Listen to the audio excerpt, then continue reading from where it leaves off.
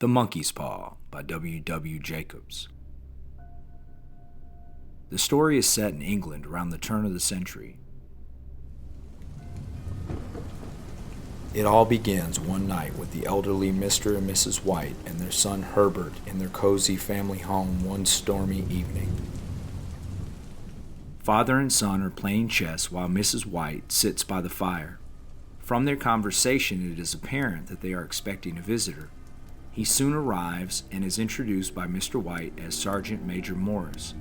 The family welcomes him warmly as he relaxes with a drink while telling stories of his time in India then under British rule.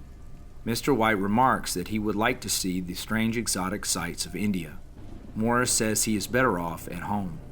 Mr. White remembers the strange tale of a monkey's paw that Morris recently told him. Morris somewhat reluctantly shows them the paw and declares that an old Indian fakir placed a spell on it. As a result, according to Morris, the paw has the power to grant 3 wishes, but brings disaster upon the wisher in the process. Morris then tosses the paw into the fire, but Mr. White hastily retrieves it. Morris warns him to have nothing to do with the paw. However, the Whites are curious, and Mr. White ends up buying the paw from Morris. After Morris leaves, the Whites decide to put the paw to the test. Mr. White can't think of anything to wish for. Herbert suggests that he ask for £200 to pay off the mortgage. Mr. White wishes upon the paw. With a shock, he feels it move in his hand. Nothing else happens, and Herbert scoffs that he is not likely to ever see the money. After this, Mr. and Mrs. White retire to bed. Herbert remains in the room for a while, staring at the dying fire, and begins to see disturbing images in it.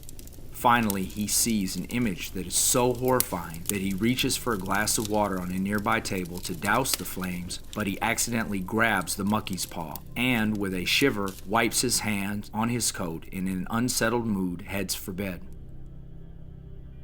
The next morning dawns bright and cheerful, and Herbert is able to scorn his misgivings of the previous night. He jokes with his parents about the monkey's paw and heads for work. Mrs. White continues to tease her husband about having made the wish, but she appears to be on the look out for something to happen and is disappointed when the morning mail only brings a bill. However, she is intrigued when a well-dressed stranger unexpectedly shows up to the front door.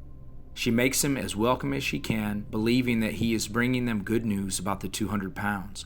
Unfortunately, he has come to tell them that Herbert has been killed in an accident at work. The old couple are utterly devastated at this news, but there is worse to come. The stranger says that they will receive £200 in compensation, exactly the sum that Mr. White wished for upon the monkey's paw. At this revelation, Mrs. White screams aloud and Mr. White collapses in a faint. After Herbert's funeral, his grieving parents return to their home, which now appears desolate.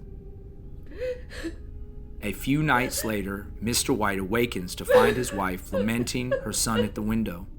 Then she startles him by suggesting that they use the monkey's paw to wish Herbert alive again. Mr. White is utterly horrified at the thought of summoning their son back from the grave, especially since he was mangled beyond recognition in the accident.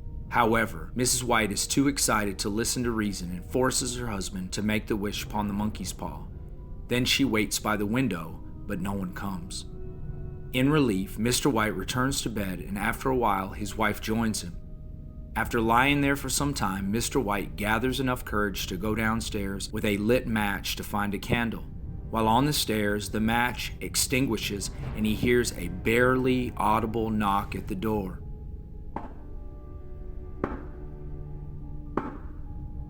Terrified, he rushes back to the bedroom. His wife is aroused by the commotion as he tries to pretend it was just a rat making the noise. However, the knocking grows louder and louder.